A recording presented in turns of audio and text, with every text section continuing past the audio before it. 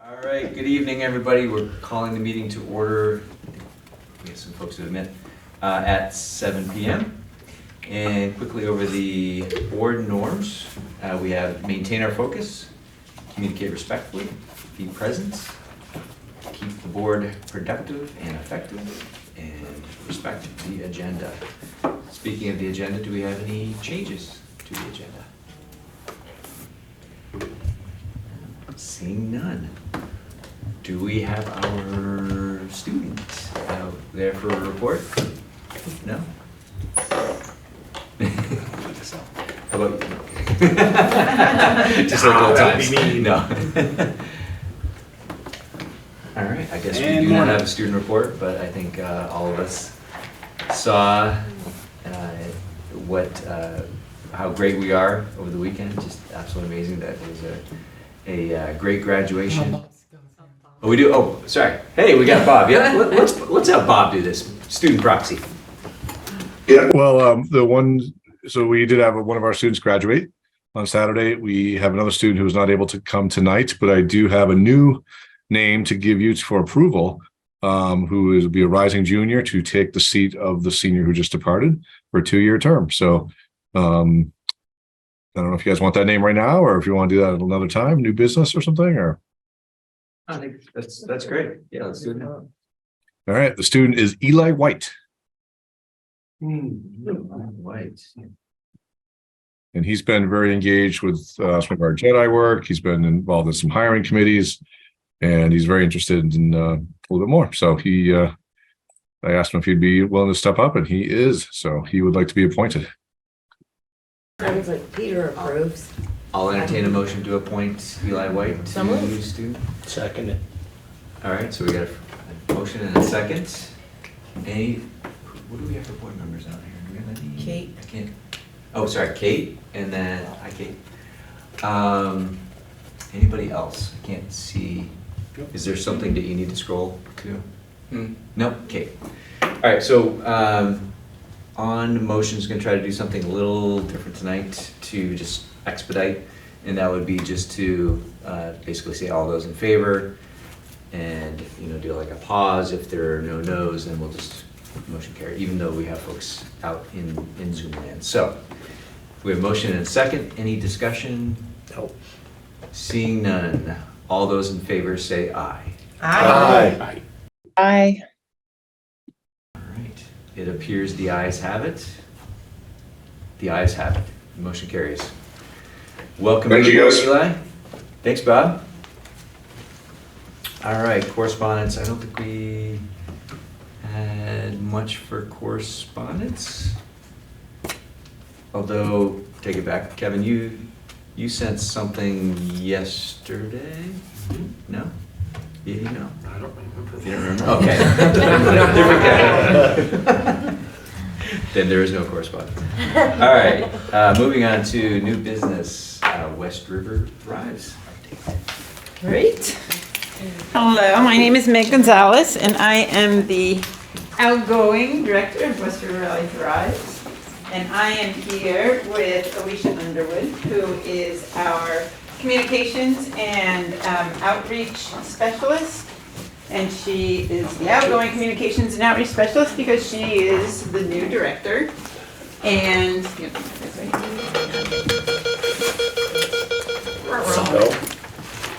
did that one mark? And we're here with Sarah Webb, who is our parent and caring adult engagement specialist, and Kayla Dagger, who is our youth engagement specialist, and she is here with some representatives from the Youth VIII Task Force. So we just wanted to update you on all good things happening with Thrives.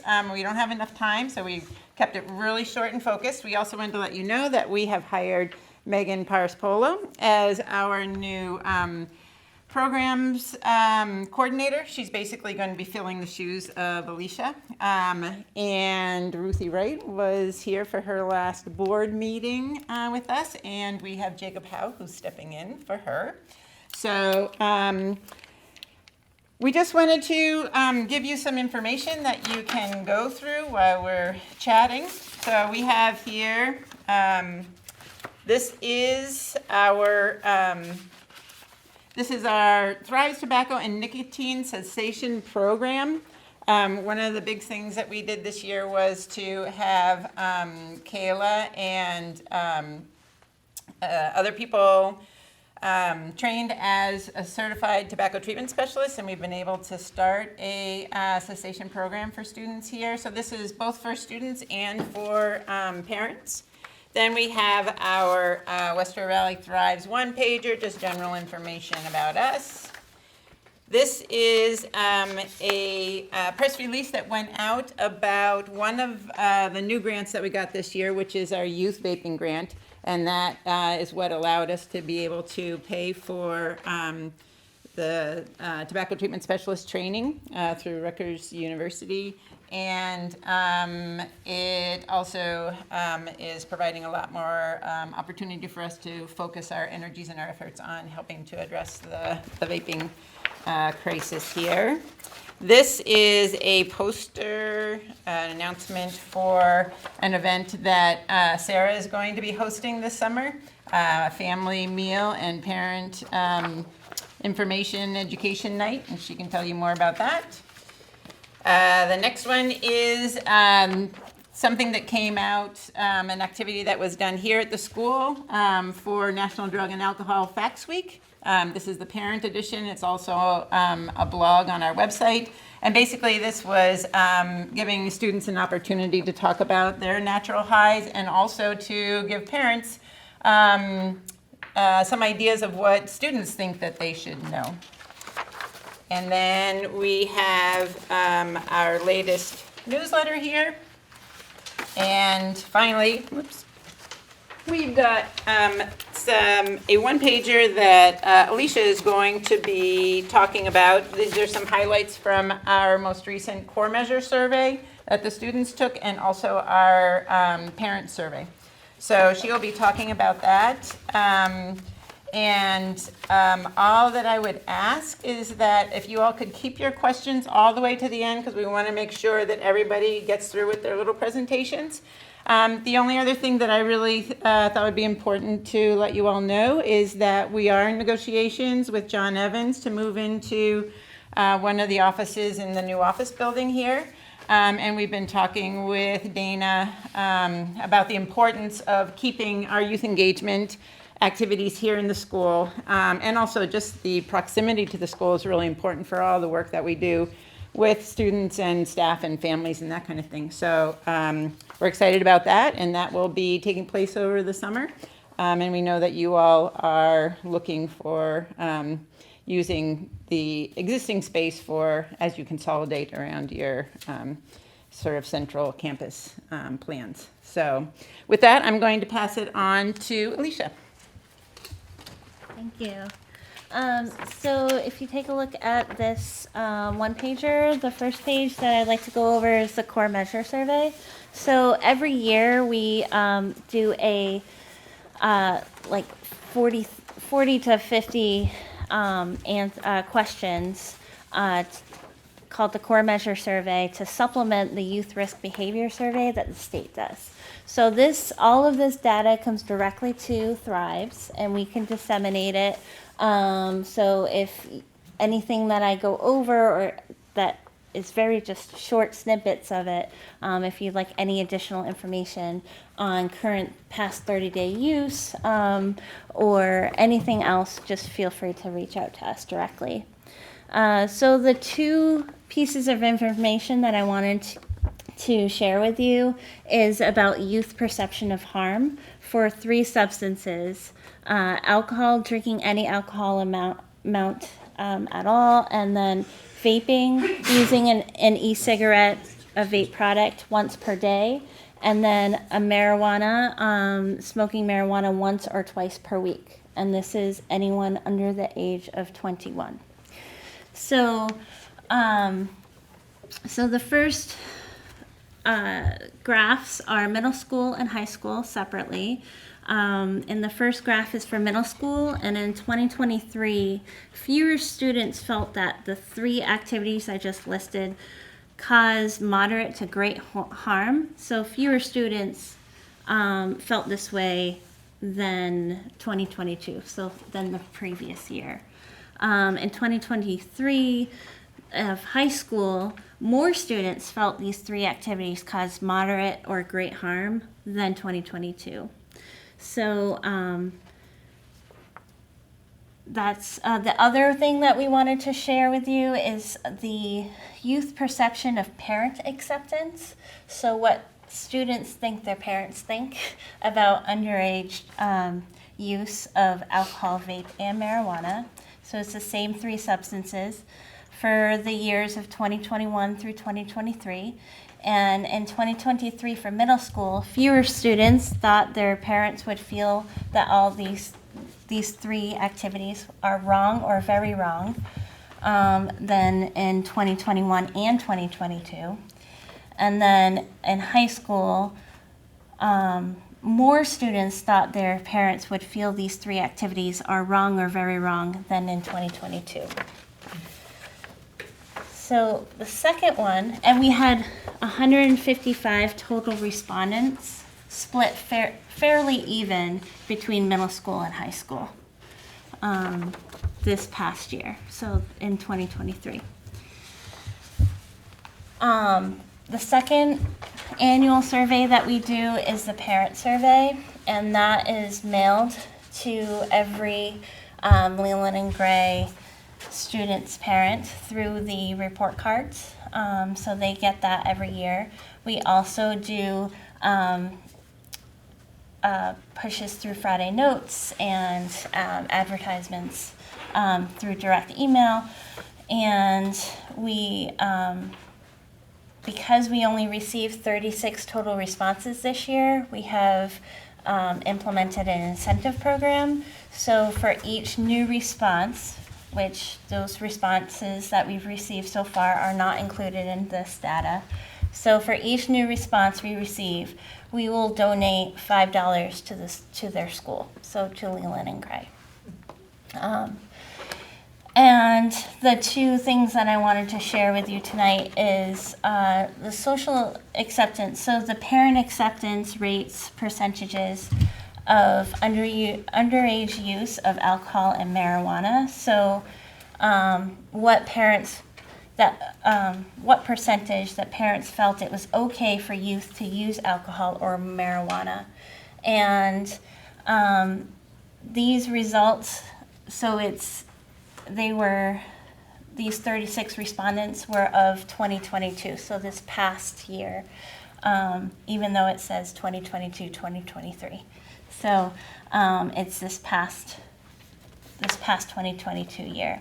So in 2022, more parents felt it was okay for youth to use alcohol and marijuana from the previous year. And then the other one is parent perception of harm from risk of brain damage from underage drinking and marijuana use. So in 2022, more parents felt concerned by increased risk of brain damage in youth as a result of underage drinking and marijuana use than in 2021. So if you have any questions or would like further data, please reach out to us. Thank you. And Sarah will now speak about our our parent engagement efforts. Thank you. So I just started with Thrive this past December. I was hired to coordinate the new parent engagement program. That was, am I blocking anything if I stand? Okay. So this will be implemented has been implemented as a pilot program. It's funded by a grant from the State of Vermont Department of Health, and it's aimed at increasing the Thrive's reach to the elementary schools, primarily through engaging parents, and thereby trickling down to the students. We do know that research shows that parent engagement makes it more likely that children will avoid unhealthy behaviors such as tobacco, alcohol, and other drug use. And from the 2022-23 parent survey that Alicia was just referencing, We know that 88% of Leland and Gray High School parents have talked to their kids about alcohol twice, or 2 or more times in the past 12 months, compared to 53% of middle school. And we feel it's likely we can assume that there's another significant drop down to the elementary level. So one of the main goals we have with this new program is to help parents understand the importance of starting those conversations really young, because we are finding that kids are engaging as young as 4th and 5th grade in various substance use. So we want to build on the positive engagement that is already happening, and address the perception of harm and social acceptance issues that Alicia pointed out with the data she presented. And we're doing that by educating and supporting families and parents. So our approach is evolving as we are experimenting with different ideas and strategies to do this. And currently we're working primarily on providing connection opportunities, parent education, and also just establishing a presence and name recognition in elementary schools. Through parent connection opportunities, we've established what we're calling Parent Connect, which is a group for parents to receive resources, a safe space to ask questions. So we're experimenting with different small group parent meetings where they can connect with each other, as well as access Thrive's resources and advice. And the last piece we're providing is parent education. One of the main things we're doing is adapting a program called Cannabis Connections from another local substance prevention coalition in Greater Falls Connection in Rockingham. And Cannabis Connection provides information and more specific information on cannabis, specifically geared towards how to engage young kids around cannabis use, which is more what to do if you find something in your home that you don't know what it is. It might look yummy, but ask an adult first before you decide to try it. We're also developing an infographic that will give parents more specific information on what to look for cannabis overdose, how to contact poison control, how to safely store cannabis if you have it in your home. Because even though they often come in what are considered child-proof packaging, kids can still access it, and it actually needs to be locked up. And as some of you know, I'm actually the parent of an incoming 6th grader at Leland and Gray, which is very exciting. But it also gives me that perspective of understanding some of the concerns and unknown factors that families and kids going from 5th to 6th grade are experiencing in our district. So we're working on providing some additional support to the move-up process that Leland and Gray does. So the flyer that's in your packet about the education night is one of the things that we're doing. So I encourage you all to come. With your families, we're doing a family dinner along with a vape education presentation for parents. The kids will have some fun activities to do. And then we're also providing additional information about middle school, what changes you're going to see going from elementary to middle school, and what to expect so parents and students are more comfortable making that change. And we're also collaborating with Megan Paraspalo, who will be joining our team. But right now she's helping us both with the vape education event, and later in the summer we're going to be doing an internet safety education event for parents. So it'll be a similar, probably family dinner and education for parents. So be on the lookout, and I hope you'll all come. And lastly, I just invite you all to email me, and I will add you to our Parent Connect email list so you can stay abreast of what's going on for parents. And I will pass it on to Kayla. Thanks, Sarah, and thanks for having us here tonight. Sarah's not really passing it to me. Sarah's going to really be passing it to these wonderful, brave students. But I'm Kayla Jager, and I am the Youth Engagement Specialist at Thrives. I'm also a Tobacco Treatment Specialist. My position is mostly funded through the state of Vermont, and is a part of work that we do with our Windham County Prevention Partners in Brattleboro and the Deerfield Valley. So we have big connections with those groups as well. I just want to say that these two students, over the past year, have done so much work to not only in their everyday schoolwork, and today is their last day of school, and they have shown up to a board meeting at the end of their day. So I just really want to thank them for their dedication. But throughout the year, I have just witnessed their guts and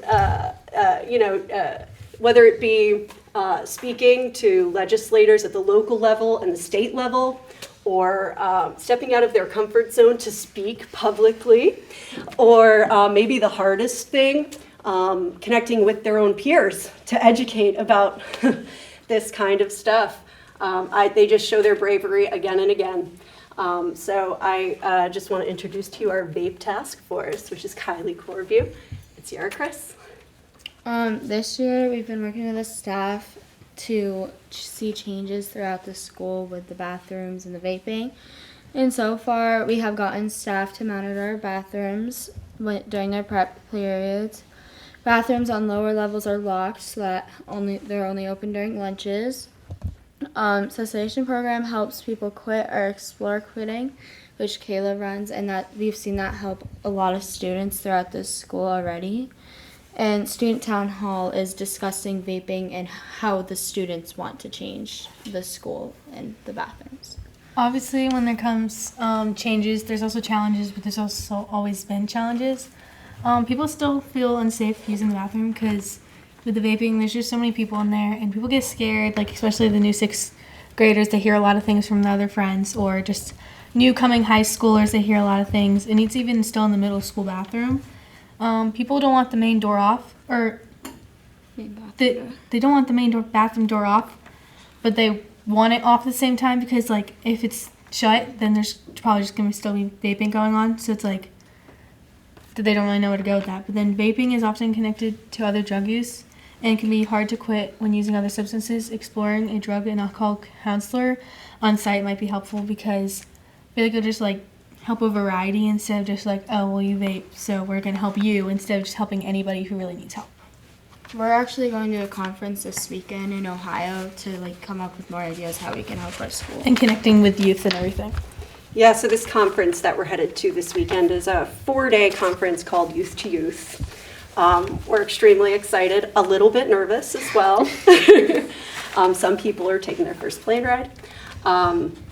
But at the conference, really what we're doing is we're meeting with other youth from around the country and possibly even from other countries to discuss strategies around prevention, specifically in school environments. So it's bound to be a ton of fun and also a wonderful learning experience. And just one more sort of way that we recognize that these students are really putting in a ton of effort is that we want to support training them to have keep improving their leadership skills with conferences like this.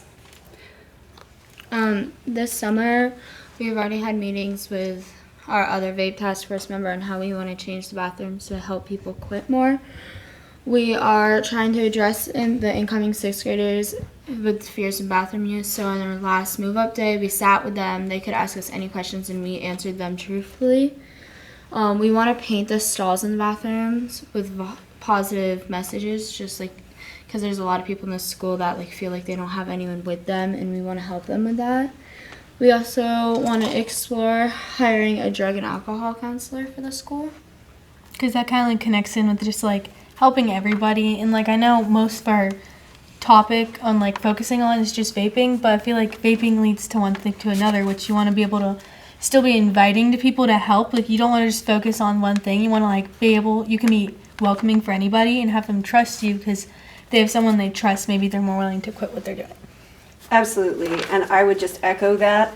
A lot of these ideas are ideas that our VAPE task force is kind of generating, but I definitely see that when I am working with students in cessation of nicotine, that they are using other substances, and those other substances are triggers for their nicotine use. So it's tricky to stop, and a deeper level of care is really needed.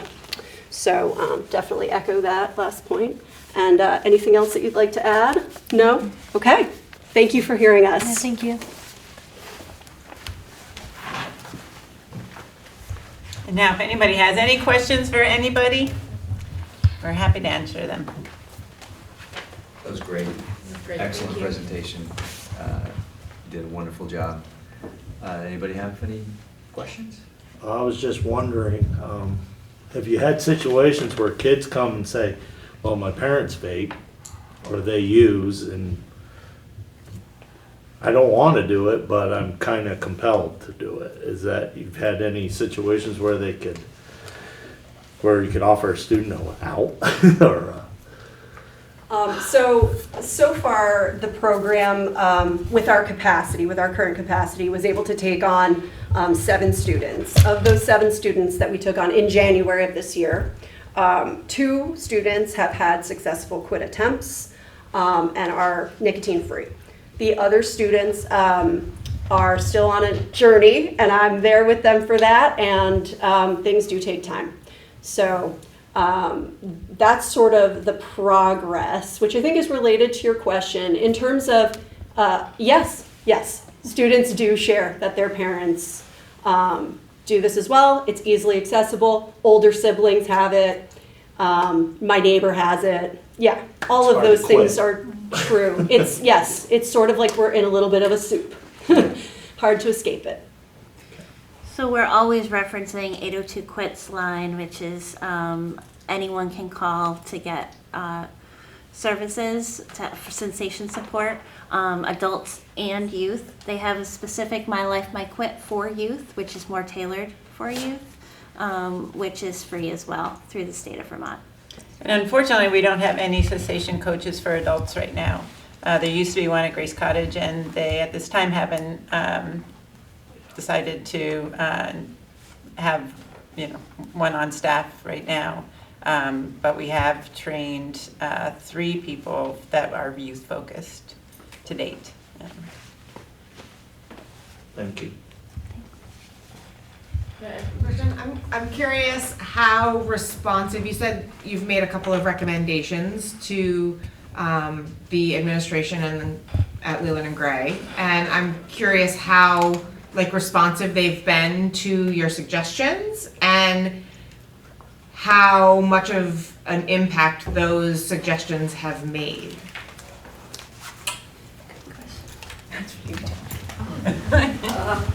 We've had meetings with Mr. Quadro 3 or 4 times. He takes them into account. Whether how soon he gets to it is a different thing. He's very busy, but the things that he has taken into account, like putting someone in front of the bathrooms, making sure that it's stopping. I know it's definitely making an impact on A level. B level is a little trickier because it's during teachers' prep period and they're trying to grade. But it's definitely still making an impact, just not as great as A level. Yeah, let's say he did catch someone vaping. He definitely does try to get them the help they need, because obviously you want to put in a positive impact on something like that. You don't want to just punish them and then make them just go back to class. You want to get them help, so they'll help Kayla or just stuff like that. And then he asks us for help on ways we can help him solve that, with just either helping people feel supported or trying to help people quit or trying to help the people not in the bathrooms. And so yeah.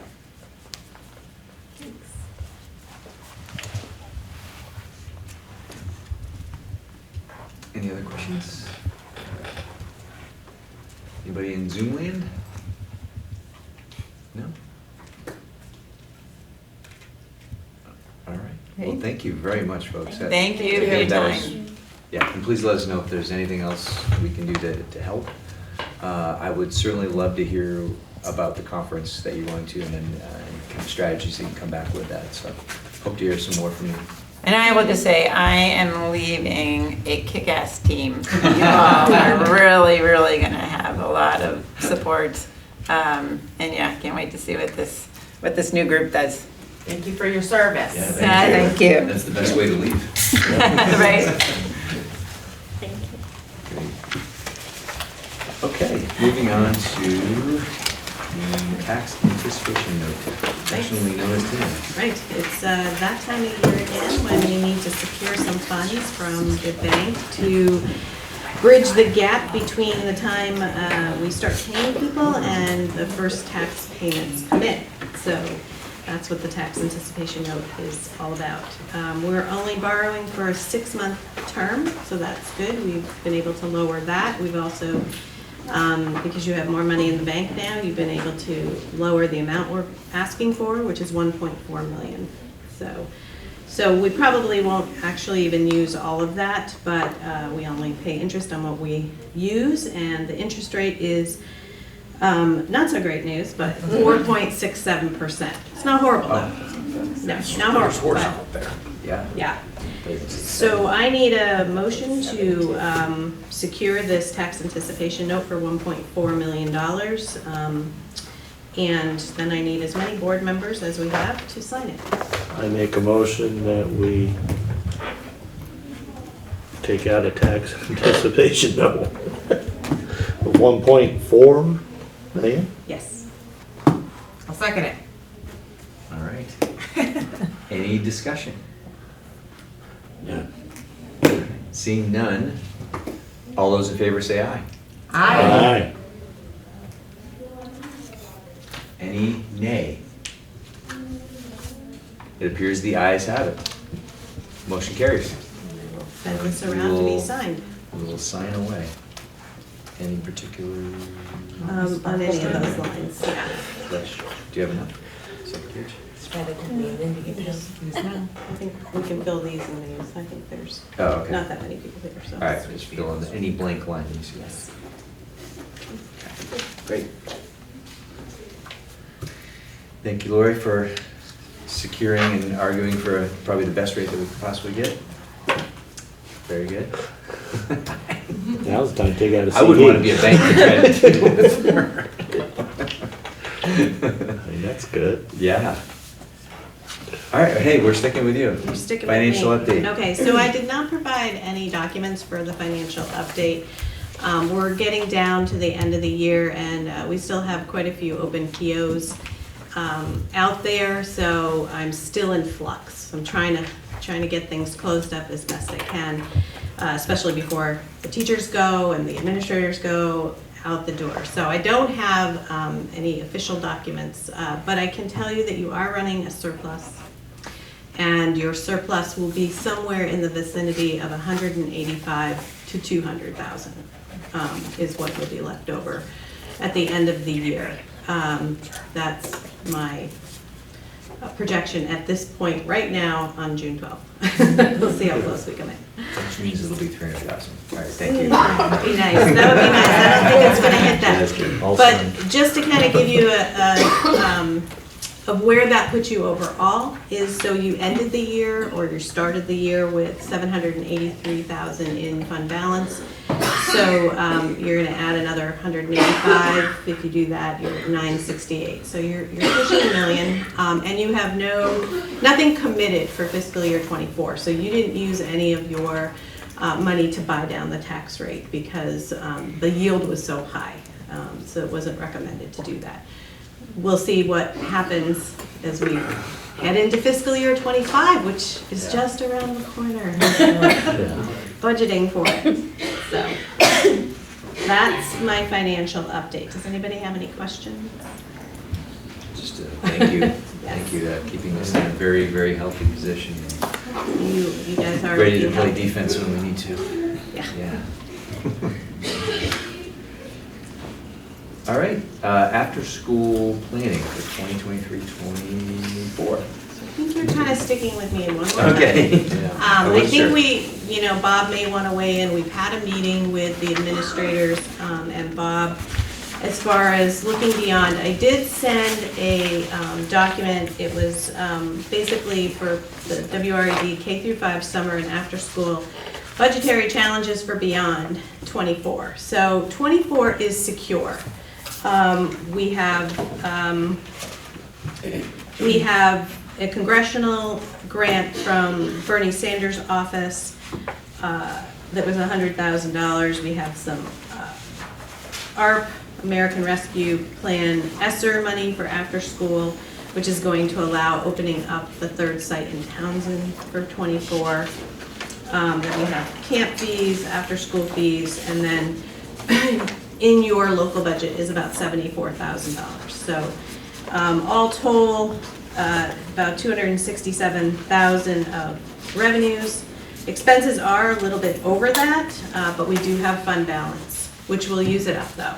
So at this point now, we really have to make prudent decisions for going forward for fiscal year 25. So the challenges are, you know, which way to go, and it affects 24 because it affects if we hire a full-time director, which we would need to do if we wanted to apply for the 21C grant again, or we could hire a part-time one and fund the programs locally. So those are your options 1 and 2. You know, there is a lot to be said for both. I will tell you that I've been back and forth with the state on the 21C. It's complicated. It's not an easy grant to apply for. It's also, it does tie your hands. So it's, you know, it is money that can be used, but there are stipulations around that, whereas if you fund a program locally, you can design the program how you want to design it, which is best for your community. So it's, in the end, it doesn't really, in my mind, come down to money, because it's really not a lot of difference in the funds that we would be asking for 21C. So, you know, we're talking about, you know, like 134,000 to probably 75,000. So that we would get from 21C, which is, you know, not a lot of money for the work that it takes. But it is, you know, really up to the board as to what they want to fund. And, you know, really if it's essential to your schools and community. So I don't know, Bob, if you want to jump in at all, or? Yeah, I mean, I just wanted to, I mean, Lori and I have talked a lot about this, and I think if you push her, she might tell you which side she favors a little bit. We tend to agree, I think, that if it's something that you believe is part of your core values and your core mission to run after school programming, then doing it through local budget is really the best way to go in my mind, because it's that commitment that you're making to the families. The limits that you get with the grant approach are, I don't know, just their limits, and it can really tie your hands. And that's if you even get it. I mean, this past go around, we didn't get it. So if you don't commit, and then you spend on the full-time person and you don't get the grant, then, you know, where are you? So, yeah, I mean, I would go with option 1 would be my recommendation. And I think if you poke Lori in the arm, she'll probably lean that direction herself. But that's really all I have on it. And I'm just learning, obviously, all the elements of this as I've begun my transition with Bill. So. And just to follow up on that, I did reach out to the Wardsboro principal, Tammy Bates, because Dover left 21C quite a while ago, and it was just in this past year that Wardsboro or that River Valley's determined to fund their after-school and summer programs locally. So they're doing it locally, Marlboro's doing it locally. And, you know, she gave me some insight as to the differences, right, between the two programs. So I didn't get that out to you, but I can send it to you. But basically, you know, the benefits, very quickly, more control in programs, structure, the calendars, allows more family options and students more choices. Their programming now is more robust. The programs are offered on half days and only 1 week between programming, so that's the other thing. You know, 21C is very stipulated on when you have to run programs. Smoother coordination between school and program, especially with communication. But there are some challenges, so I want to share those with you as well. So she was saying that it's an expensive startup because you're now buying all your supplies and things like that from scratch. You know, your program leaders, your usually you get a new coordinator, so it's, training time and that type of thing. She felt there was less support. I think that's partially because this year we just don't have really one person that is the coordinator for any of the programs. The principals really have been picking up that piece of things. Hiring program leaders, that's a challenge, but that's a challenge for either program. And time consuming, it is time consuming to run either way. There's a lot of paperwork, meal counting, that type of thing. So those are challenges in both ways. So it would make sense to have a full-time with both options, to have a program director to make it successful all the way around. I think that it would always be better to have a full-time person because it also makes it more of a floater too. And, they could be help designing programs in each of the schools.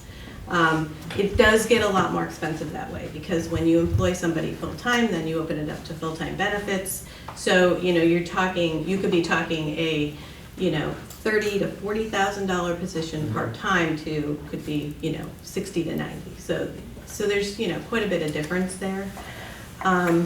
So that's why if you went with just the local funding, we recommended at least having a part-time position. Has there ever been an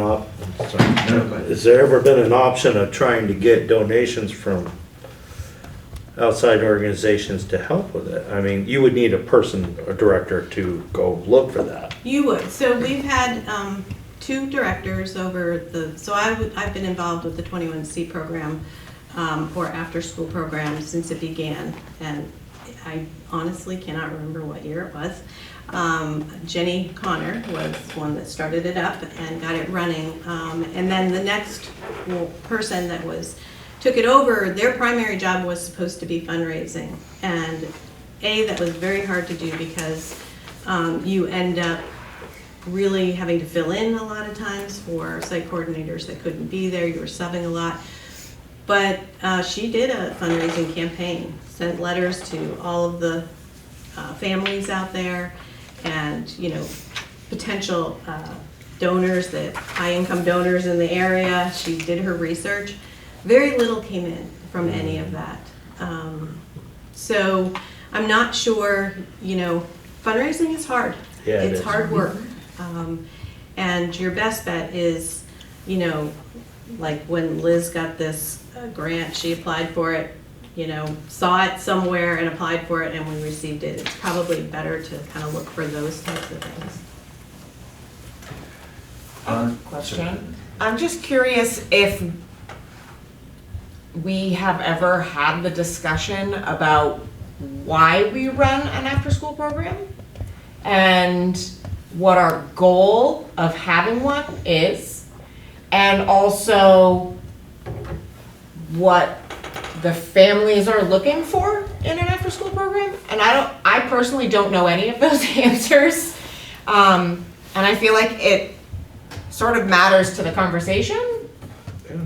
Yeah, it does. I think that, maybe the principals can weigh in, but I do believe that surveys have been sent to families as far as, how valuable the after-school program is and the offerings and that type of thing. And so I do think that there is information out there that points to, yes, we need an after-school program. I don't have that data in front of me, but I don't know if anybody see Renee on there. I know that she's done a survey. Hate to put you on the spot. Yeah, it was part of it was part of the climate survey that goes home to the families back in, I think we did it in November this year. And I can only speak for Townsend really, but a heavy amount of because some are just like multiple choice or like scaling questions, but there's some free responses on there, and an overwhelming amount of the comments were that they were really missing after-school programs at Townsend. As far as like, should it be enrichment programs versus just after-school care, that wasn't really addressed with families.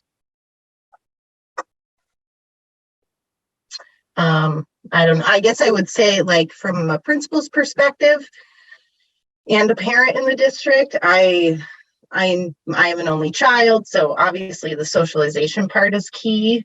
But also, like, the enrichment part that we don't always fit into the school day is really nice for the kids. So that's just my thoughts. Renee? I would also add that when we moved at Newbrook to offering Fridays and offering till 5:30 instead of 5 o'clock, we heard a lot of really positive feedback about that as well. Some families really count on it, getting up the valley, especially with the road all tore up. But regardless, like it's been very helpful to be able to keep the kids safe and having fun after school in our building.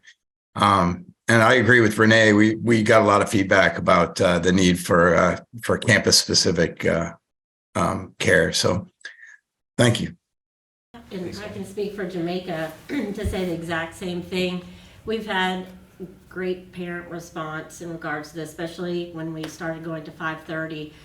But I think more than anything, it's bringing also the parents into the school because they see what their children are doing in each of the enrichment activities, and the parents actually become a part of it. We had a parent volunteer for the basketball. We actually taught 6 boys how to ride a bike this year. So, I mean, it's huge, the impact that just a couple of hours is making after school. Wow, thank you all for sharing. I think Crystal, sorry. So, as a parent, I've utilized the after-school program when it was at Townsend, and then we've used Jamaica. One kid went to Jamaica, one went to Newfane, which was great. God forbid we go together. But when I did it at Townsend, I believe pickup was at 4:30. And for me personally, I found that to be ample and helpful. They did a lot of like science type stuff, and that was great. I don't see that as much now. I mean, they're doing hiking, they're doing biking. So I think it is different now. I think it's nice that it runs till 5:30, but I also think the 4:30 program is wonderful too. I know what you're going to say. Oh, yes. Okay. Go ahead, Emily. Hey, thanks. Sorry, I missed a little bit here because I got dumped off, but I just wanted to say to Lindsay's question, we've been talking about this and encouraging this program for many, many years.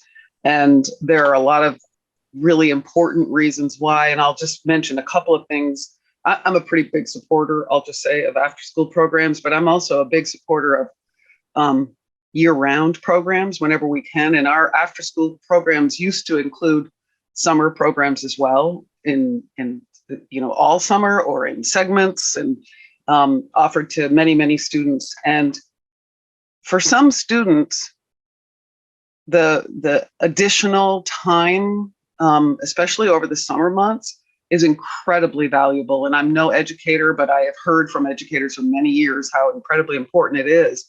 And while I totally understand the need for parents to have their children engaged in really additional supportive learning, it's not classroom learning, but it's supportive learning to classroom work after school, because parents aren't there to be with their kids necessarily, because so many are working full-time and don't get home in time. I don't think that's the most important part of this. I think the most important part is the support that students get when they need it. And I'm not trying to minimize the need for parents and families that they have for a place for their kids to go that isn't just watching TV or whatever. But it is really important to engage our children as much as we can, especially those who need it the most.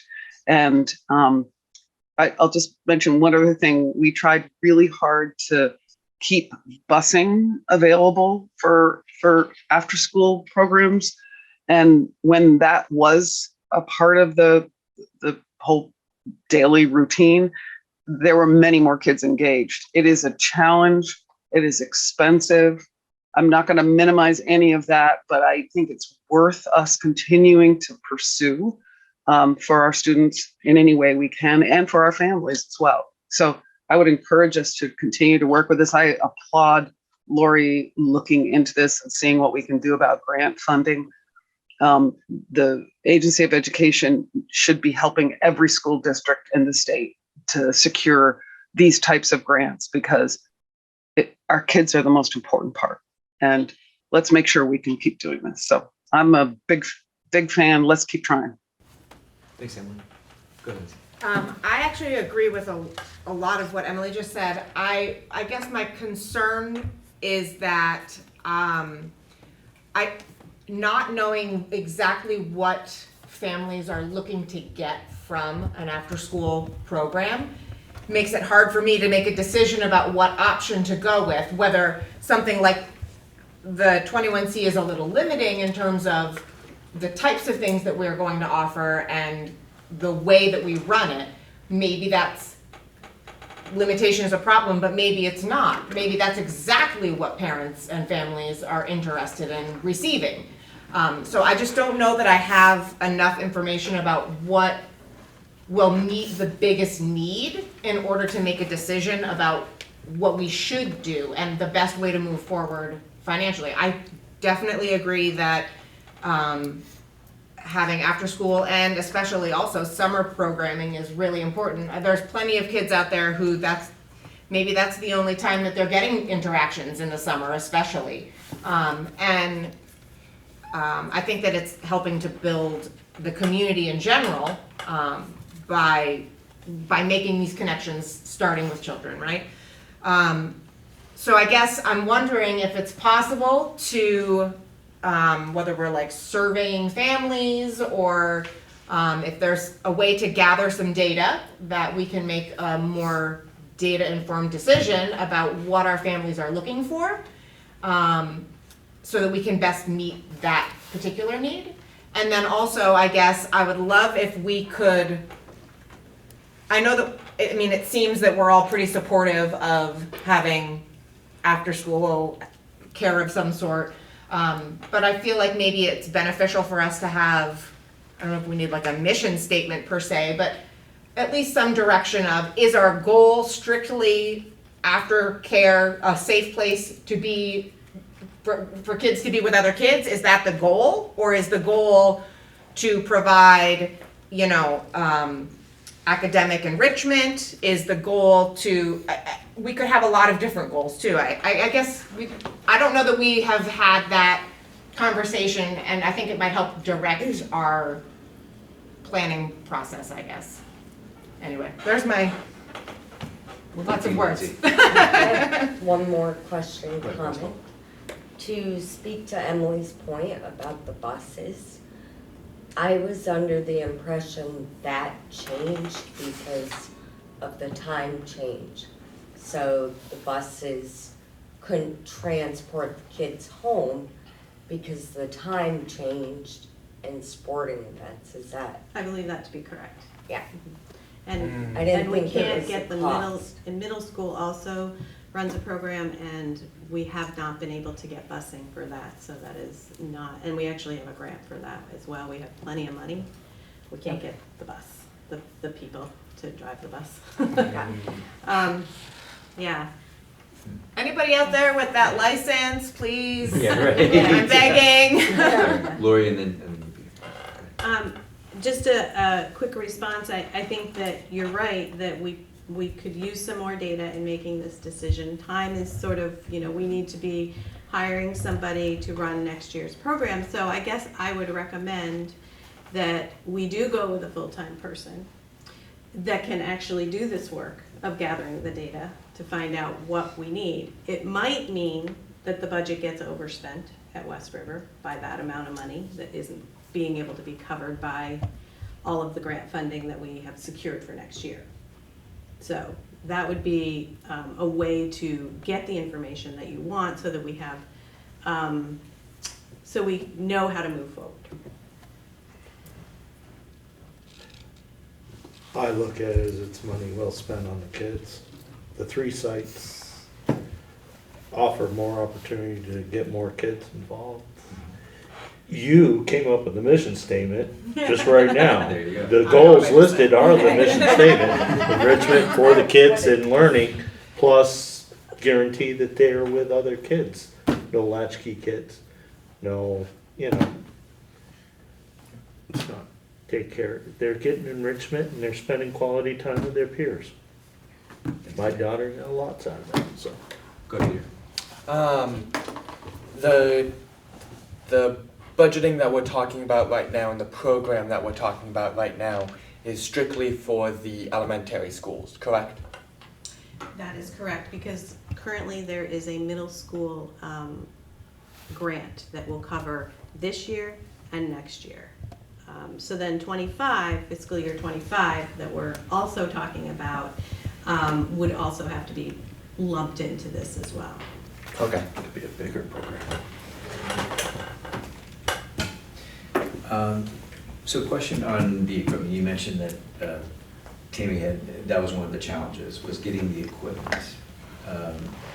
When we had 21C, did we not have equipment with that, or did we abandon the equipment? It was supplies, and that has dwindled down, right? So we haven't had 21C, so we've been watching, buying things as much as possible, because you're using local money, you're using up your surplus to run this year's program right now. So, I think that's what she was referring to, is that gap between the two. And of course, anything that's left over, there's some regulations around what you do with federal equipment and supplies. They have to be used for a federal program or disposed of in a different way. So it's, including such things as bikes and other. Yes. Have to be disposed of. In a certain way, once you're done using them, because they were funded with federal money. Right, so they have to be used 100% towards the program that they were purchased for, towards the federal grant that they were purchased for, or you can prorate it if you use it 50%. And 50%, you have to, there's a lot of calculations that have to happen, but it can happen. Yes. Option 1 looks better. So we better off getting a grant specifically for equipment or something that has no such stipulation. Well, it's interesting you say that, because we just received a grant at Jamaica for bikes. So we have 5 new Trek mountain bikes. And you don't have to turn them back in if you. Yeah, No, okay. this wasn't federal funds that they got.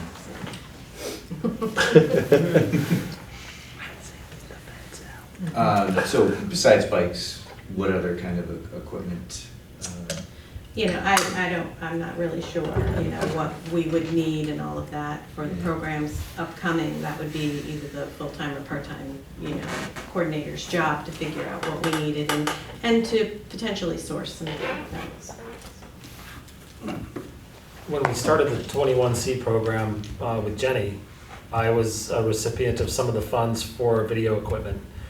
But there was a big push for STEM at the time. So we still have a lot of the STEM kits that were left behind from that we can't just give away because they're federally funded.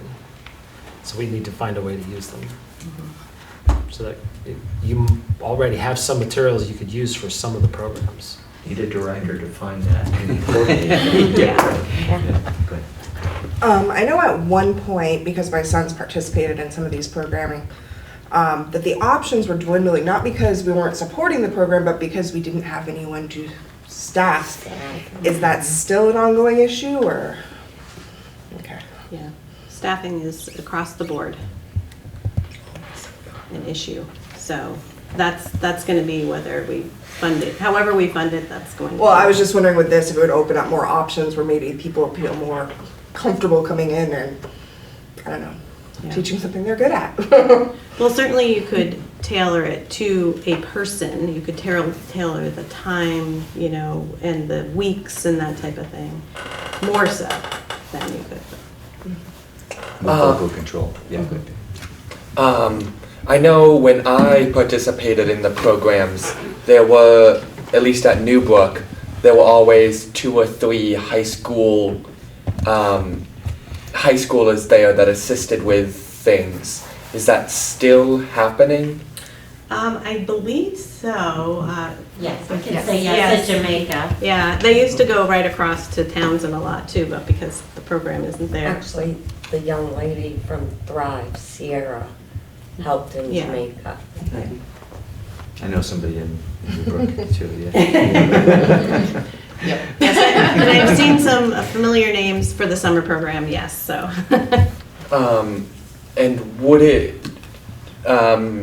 do we think that that's tapped? Like how much advertising is done? Because I'm wondering for those staffing shortages, I don't know what requirements are supervising wise if we have to have an adult in order to supervise to run a program.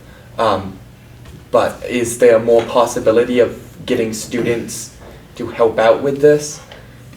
I think that students are welcome. I mean, there is a limited budget, so it really depends on, you know, what the programming is and what's running. But, I mean, obviously you want an adult in the building. There's always a site coordinator at every program. I'm definitely not saying get rid of all the adults. Let's let the teenagers take over. Just wondering if it's possible to see if we can try advertising more and getting more high school student support. Particularly community service hours for all classes are starting to go back up now. So I mean, even once a week is something. Mm-hmm. Yeah, that would fall to the program manager. All right, let's see if we can kind of sum this up. Obviously, everybody's in support of this.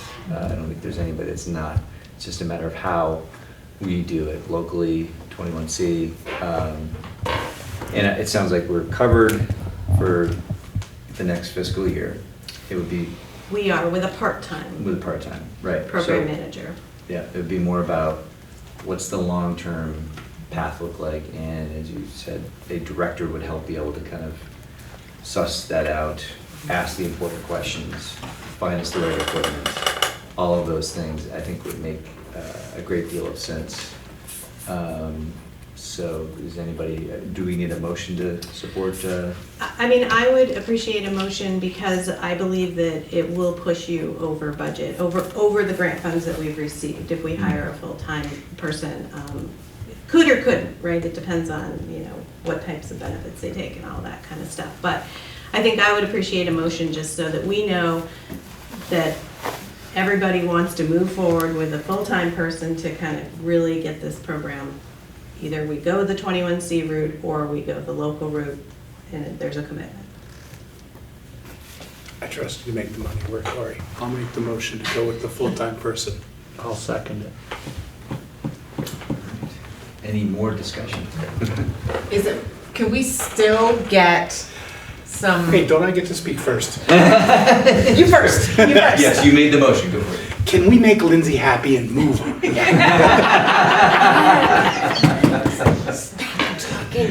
Stop talking. I literally can't help it.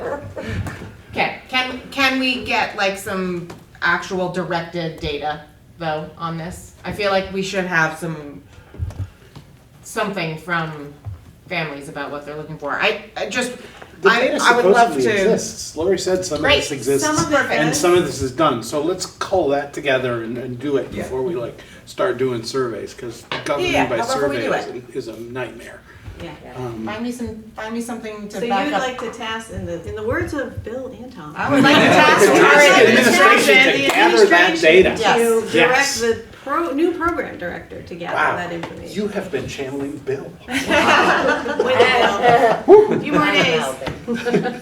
Bill must be Perfect. proud. He's watching the Nuggets game. He had to go off camera and just like compose himself. All right, any other discussion?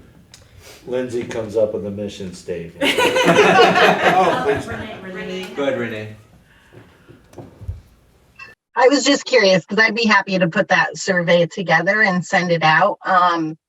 So really you're just looking for, you want to know if families just need childcare or if they're into the programs, basically, right? I'd like to Looking know. for what we already have, right? Not doing another survey. Yeah, if we can gather information from what we already have, that's great. Without asking more questions, I just don't know what we have. I would love the answers that the questions that I would love answered are approximately how many people would like after school care. Of those people, are you looking for after school care strictly, or are you looking for enrichment strictly, or some combination of the two?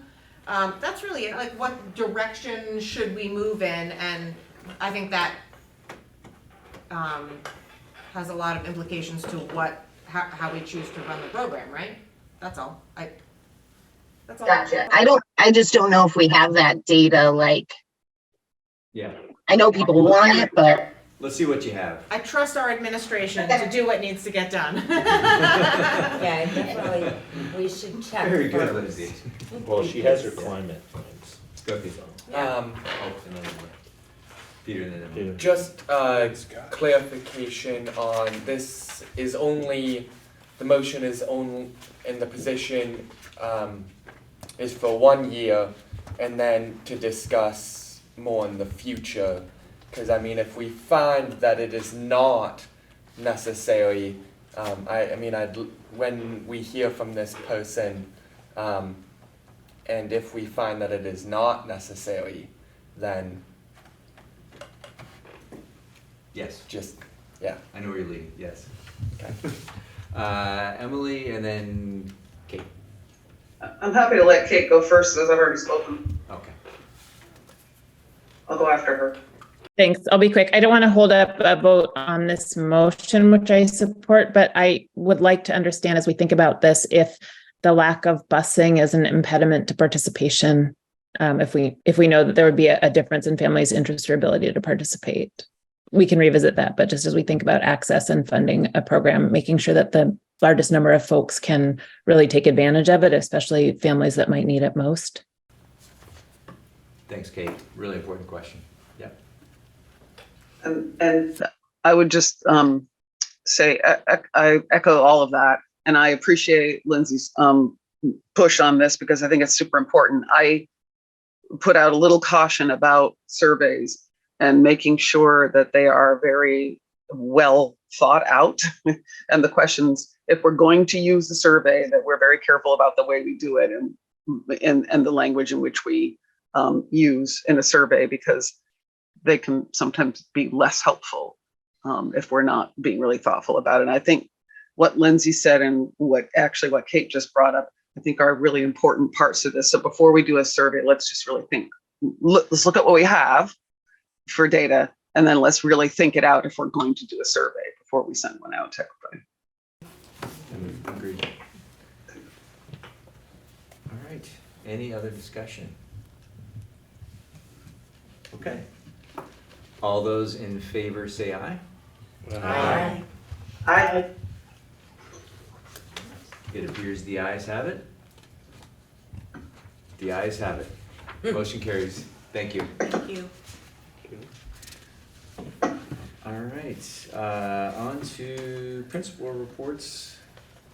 Let's start with the lady in the room. Oh, thank you. All right, so at Jamaica Village School, we're winding down. We did complete all of our Vermont CAP science, ELA, and math testing for grades 3 through 5. We completed our Ames Web, and as you can see, there's 56 proficient in reading, 56 proficient in math. On Friday, we're going to be really diving into the data and talking about next year, and we'll start planning. Our Outdoor Wilderness Learning and Survival Program, facilitated by Jamie Maloof, was concluded last Friday, but I just found out that we have more funding, another grant, so that we can pursue more of this work and continue our work next year. We have certainly learned a lot, and the kids have really, really enjoyed being outdoors and just learning about our world. And let's see, what else?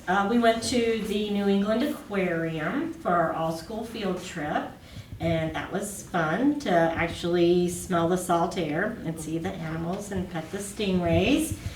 And a couple of things, I already mentioned the bikes, but as for staffing, I don't know who is aware, but Susan Clark's been at Jamaica Village School for 19 years. And so she is leaving at the end of this school year to pursue other interests. And I just want to say thank you, Susan. And in her place, Marissa Berry has been hired as our new administrative assistant, as well as a classroom support person. So we're looking forward to working with Marissa. She knows our students, she knows our families, and I think it's just going to be a great fit for us. Thank you. Let's see, what else do we have there? Renee. So earlier this evening, we did our 5th grade graduation. So that is wrapped up. It was a really great ceremony on the common. It did not rain, so that was great. We were able to do it outside. Yeah, it was really nice, and my first time doing that as a principal, so it was pretty cool. Farm to school is moving right along. We got the beds filled with some compost. We actually had a hard time getting the soil there at first, but then we had a grandparent volunteer come, which was great. The kids did some planting today with our coordinator. Great day to do it. The last full day of school for us. And the garden shed materials showed up in the mail, so we're going to get that assembled this summer so that we have places to keep those things. We had a successful field day, and a tradition that school club comes and does a cookout, so we're super thankful for them. We even had some high school students come over and help out this year at the stations, which was really nice to see them sort of collaborate with our PE teacher. We had the graduates come on Friday, and they walked the halls, and we cheered them on. We made signs, and then we thought it was such a great idea that we're going to do it with the 5th graders tomorrow morning as well. One new thing that I'm super excited about, so we had the dental program 802 Smiles come and visit all the schools. So next year we have a dental program in our schools where they're going to come and set up. The students can see the hygienist, I believe, and then they will hook them up with a dentist if needed, if there's any problems foreseen. So that's just going to be an awesome resource for our community. And to wrap up the year, Wednesday morning, we're going to have our data meetings between classroom teachers, sort of like a transition meeting. So we look at academics, and then we also look at SEL stuff so that we're prepared for August. And let's see. Oh, we also cheered on the LNG softball team as they went to Rutland. Unfortunately, it didn't work out great, but I think they enjoyed seeing the whole school out there cheering them on as they went by. So lots of feel-good stuff at the end of the year. So it's great. Thanks, Renee. Scotty? Hey, everybody. I want to just feature a few things that are in my report. First of all, I want to thank Peter Gorick and the IT department for their support during Cognio, during our implementation of this summative assessment. They did a great job in our first year getting these things figured out, and it was all kind of a late start, and we just really appreciate it. Newbrook parent Gibbs Raylan wrote a Stratton grant, and we secured $4,279 to train folks around the district to utilize the rock wall at Newbrook. And my hope would be that we will get kids from all the schools to come to Newbrook for various reasons, for after-school programming, for winter sports programming, and we'll have the staff safe to teach. We've had a few really cool big events. We had a field day on Friday. Taggart Phillips, our PE teacher, planned this great day, and then we got poured on. We had to run inside, then we ran outside, and it was just really a fun day. We showed a little bit of Monsters Inc. in the downpour, which was a favorite for some of the kids. Let me see what else I got. I really want to thank Leland and Gray. My kids came back really excited about Move Up Day, and it just sounds like the staff up at Leland and Gray did a really great job. We've got some staffing changes. We hired Chelsea Parsick as our incoming second grade teacher, which we're really excited about. Just recently, I found out that that longtime Newbrook employee, Heather Sperling, classroom teacher, is leaving, and she's got a great new job at Townsend Elementary School, and we're very excited for her. Boy, does she have big shoes to fill at our school. And we're doing some interviewing this Wednesday, and we're going to find a great person to teach our third grade. I really want to wish Heather well. She's been instrumental in creating our farm school programming, which is now spreading around the district. And she also just brings with her just an air of positivity and professionalism that just really lifts any building she's in. I want to thank our staff and our volunteers. Our Farm and Field Day was on May 26th, was an absolute blast. We all learned together outside, and it brought a lot of parents. Today, in fact, we had our final all school sing, and we had a barbecue outside. Pat Mace and Jenny Ather and our chef, Linda Griffin, put together some great burgers and hot dogs for everybody. I think we had 60 people, or 57 people, I believe was the count today, who were guests. And in a school of 87, it's really pretty impressive. It was really fun. Everyone enjoyed it. I want to thank Jason Gregg, and he took our kids down to the Grassy Brook to release the trout that we raised in our fourth grade classroom. Jay brought a bus full of kids down, and we released them fish by fish into the river, into the creek. It was really super fun. And again, I just want to say from all of us, we really appreciate Bill Anton, and we're going to be sending him off next week. And we really love the guy, and he's been great for our district. And he's been personally just really great for me professionally. To learn and to mentor with Bill has been a real life changer for me. And I just really appreciate it a lot. And I wanted to say that in front of the public. Thanks, Scotty. Couldn't agree more. And Bob, your last principal's report. I know, weird. All right, so we'll start off. Obviously, graduation was this past weekend, and it was about a 75-minute long ceremony. It was really incredible. The Reformer covered it in an article, if you saw that. It was several really poignant moments as the students honored Dylan Landers and his family in a couple different ways. And some really fun moments as well. And it was just a really, really pretty cool ceremony. The day before, after our rehearsal, we did a new tradition that we started. And hopefully Dana and Jesse will carry this on. But we put the seniors in their caps and gowns on a bus, and we visited the elementary schools that the kids had been through and had them go through the halls, or just depending on what the school did. Renee's kids had made posters for them and lined the halls, and Monica's group lined the halls. Up in Wyndham, they had a little Q&A with the kids, and it was super cute. And Wardsboro, it was pouring rain, and they had their family picnic happening in the gym, so we get to go into that, and it was a much bigger group than we expected. And then Scotty was inside for movie time, and he stopped the movie, and the kids came in, and he had the kids all introduce themselves and what town they were from and what they were doing after graduation. And it was some of the seniors who were a little grumpy about doing it at first, because of the extra time it was going to take them. By the end, we're all smiling, and I think everybody had a really good time. And it's pretty powerful, I think, for the young kids as well. Some of the teachers who get to see their former students. So, yeah, it was pretty cool. And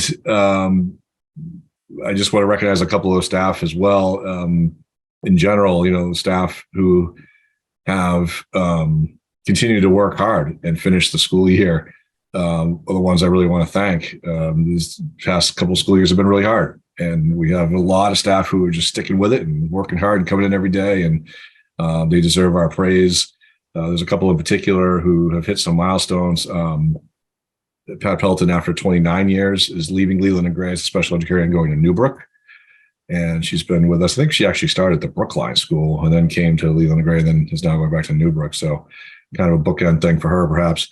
And we also celebrated Mary Martin, who's our registrar, who had hit her 35th anniversary at Leland and Gray, which is pretty remarkable, really. And so we had a little shout out for her at our ceremony and at graduation as well. And like Scotty, we thanked Bill as well for his service at graduation. So that's kind of the fun stuff. One thing I wanted to let you guys know in my report, I mentioned that we were awaiting some response from the Stratton Foundation on bike tech. We did not get that bike tech grant from the Stratton Foundation. Unfortunately, Lori and I have met this afternoon to strategize a little bit. And we believe that we're going to be about 10 grand short of our goal to do the initial setup. And then that's where the expense is. Obviously, there's some annual cost for supplies, but the initial setup is the expensive part. But by reconfiguring some PBL money, we think we can set up to get within $10,000.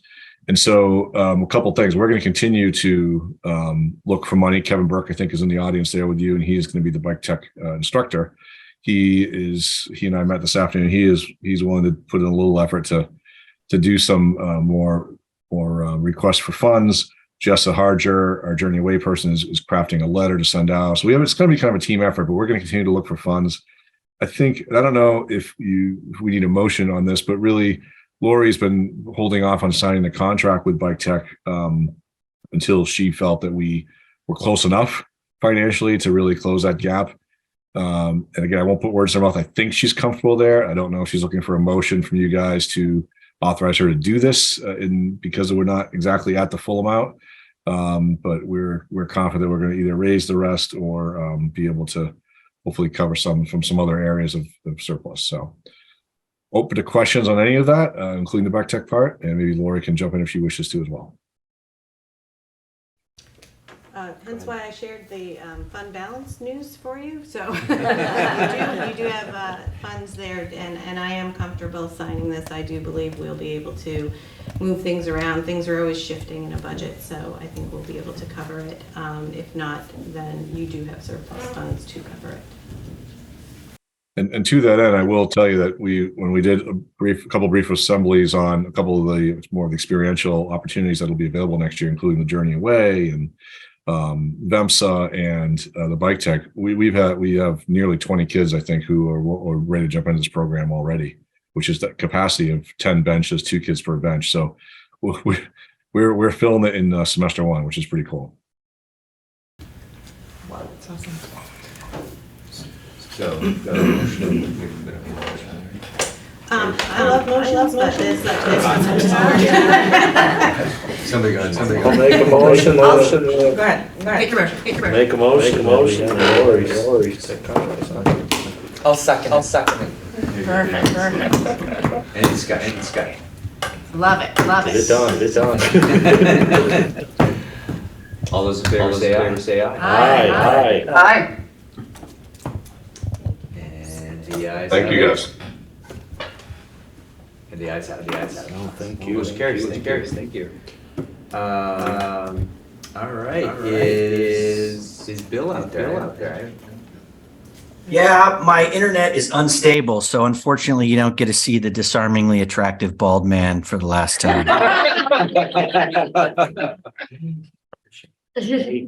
Yes, Bob, that was very clear.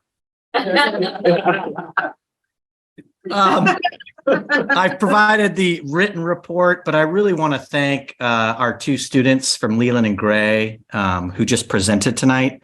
I think we can all remember what it's like being a high school student and having to talk to your peers about something that seems really cool when you're 14 and 15 and 16, and being able to explain how that might not be good for your body, and that might not be good for your future. That courage takes an enormous amount of internal power. And I just really wanted to shout out to our two students that presented tonight, showing great leadership. That is not easy to do. So just wanted to make sure I pointed that out. I also want to thank both Lori and Monica for making sure that they get as many days wearing white before Labor Day, as well as matching tonight and sitting next to each other. Thank you, ladies. And then Dana and Joe in the background. Dana and Joe have been working really hard on our negotiations, and they've been doing that for a couple years. And I'm sure Joe's going to ask possibly for an executive session later to update the board. But they've really had some really nice, steady leadership, really respectful communication with our partners in education, while understanding the challenges of cost and investment, and just really nice leadership. I get a unique view of how the two of them handle themselves. And I just say that they represent your board and your community extremely well. So just wanted to point out a couple of those things. And guys, it's been a really fun 7 years. I appreciate everything. You guys are in really good hands. And I wish you all well, and thank you for the opportunity. Wow. Thank you, Bill. That was almost like an Oscar speech.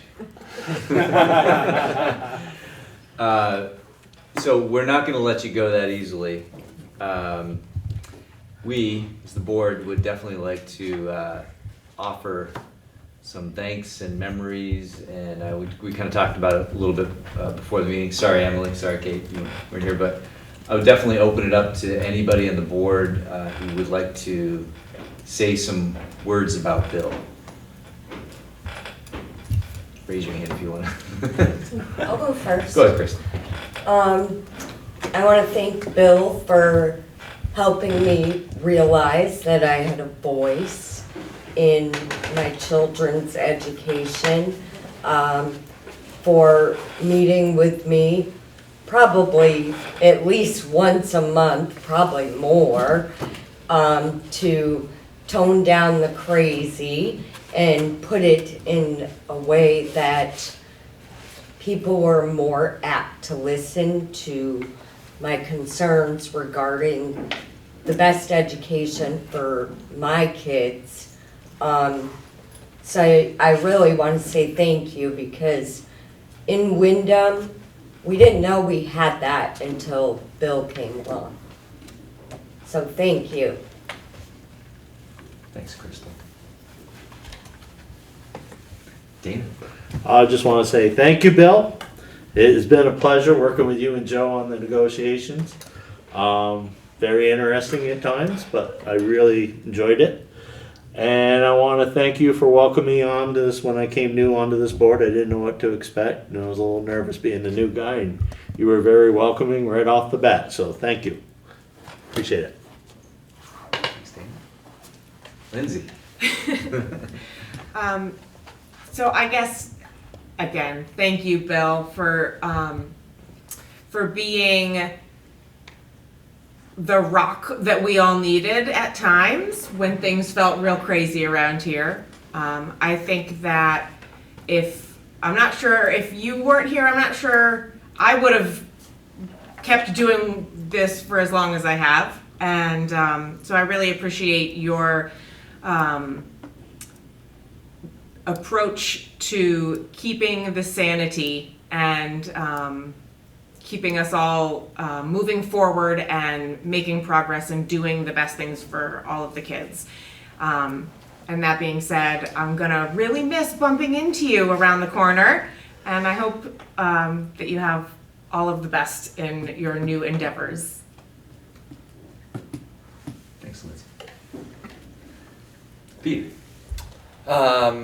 I want to thank you for giving me what support you could when I was interested in becoming a board member throughout the past 2 years. Some of the things that you told me and taught me were really helpful, so thank you.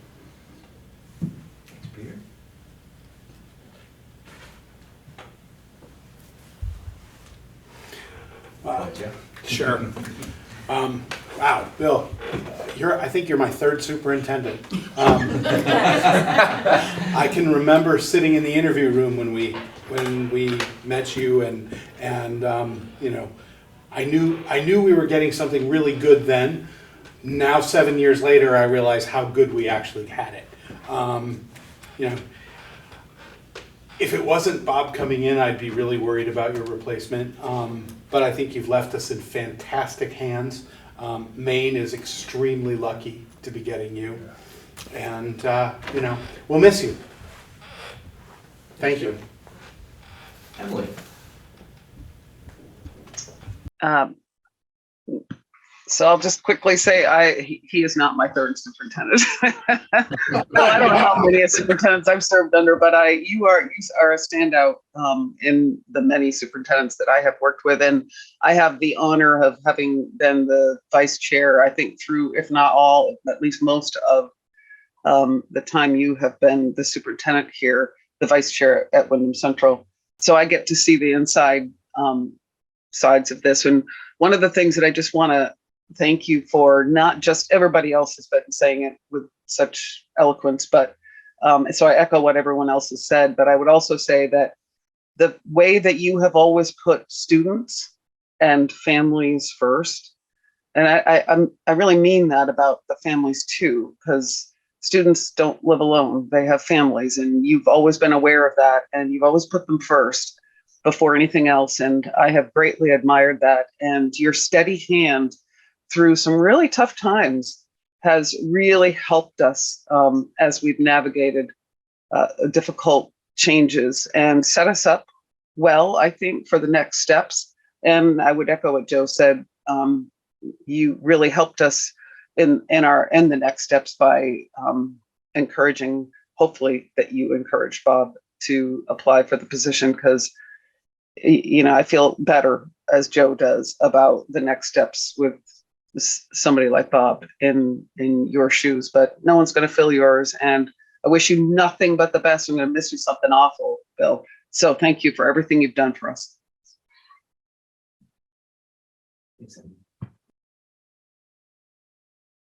Okay, man, let's wrap it up. We're getting long here. Can I just say, he hates this. And I wanted to drag it out a little longer just to make him feel it a little harder. We know, I know this about you, Bill. You hate this, and it's all right to make you squirm a little. Too bad you're not on camera. If she was here, we could get a cake. I know, I want to see you. All right, well, if nobody else is gonna go, Bill, yeah, yes. Everybody's said all the important things, but you've just been a beacon of hope and storms, and we've had a lot of storms. And I've always admired that about you, just that, okay, what's the problem? What do we need to do? Next steps, let's go.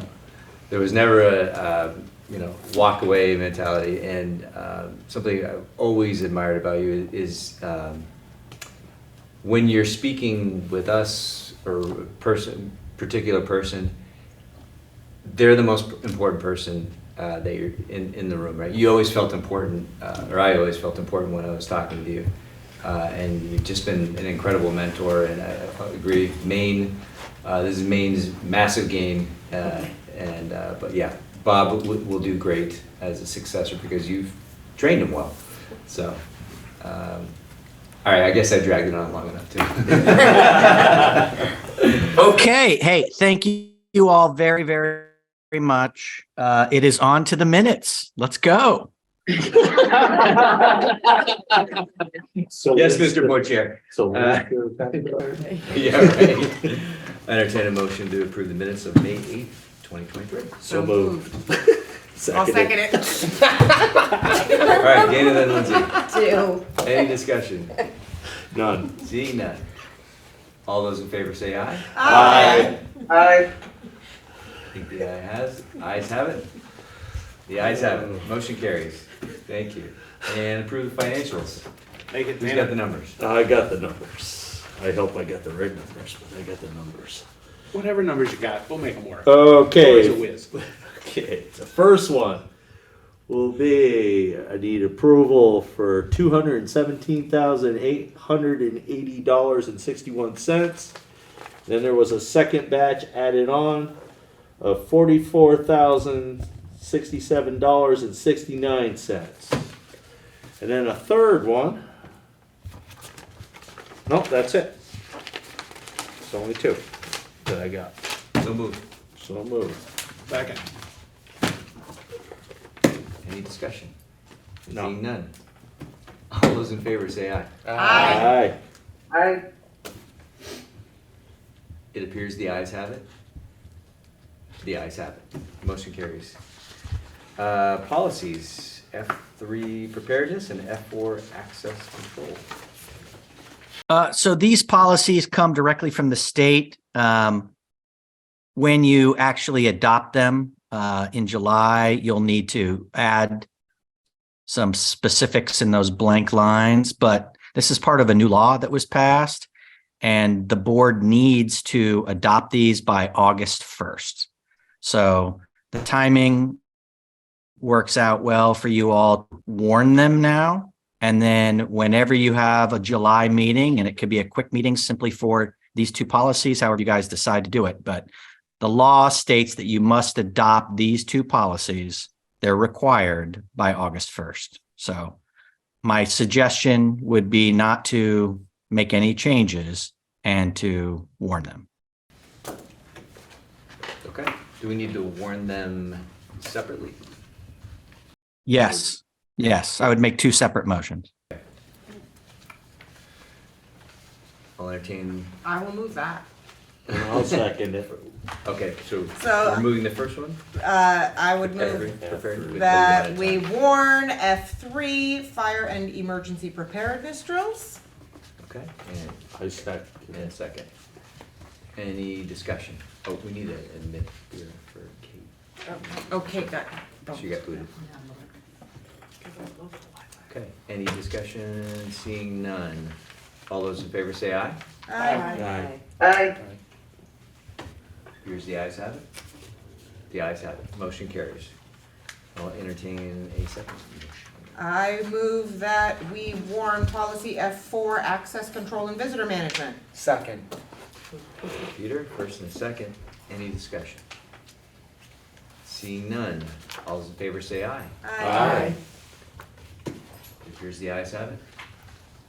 The ayes have it. Motion carries. There we go. We have warning on both policies. Public comment. Here's our public has also left the Back on schedule. All right, so before we adjourn, Bill's already kind of alluded to this in terms of meetings. Generally, we like to have one, or not have a meeting in July or one of the months. But I think it's important that we vote, move to the next step on these policies, and then any kind of other things, like we may have some things that need to get paid or whatever. So we could be a very brief July meeting. And we would not want to get rid of August because I believe Bob and team are pulling together all the information that we need for long-term planning decisions. So we can't skip that one. So unless anybody disagrees, I think we should still have both July and August, brief July, and probably August as well. Any thoughts? Just keep Okay. July really. Yes. Yeah. Very brief. Very brief. I can give you an update in the executive session if you want. It's not on the agenda, and it's not, I mean, I didn't bring the stuff I give you off the top of my head. We can put it on it'll be on the agenda for July, finalized. If it can hold to July, that's fine. Yeah, I mean, okay. If it's pertinent right now. Either way. Yeah. Okay. Yeah, let's just. July's perfect. Good call, Joe. You really want to get going. All right, I'll entertain, wow, we got there quick, didn't we, Bill? I'll entertain that final motion. Move to adjourn. There you go. Second? Oh, I'll second it. Oh, you got it. Crystal, second. If Bill could make the motion, he would. All those in favor say aye. Aye. Aye. The ayes have it. Carries unanimously. All right, see you next time, folks. All right. Thank you, Bill. Bye, Bill. Thanks, Bill. Go. Oh, he's gone. He's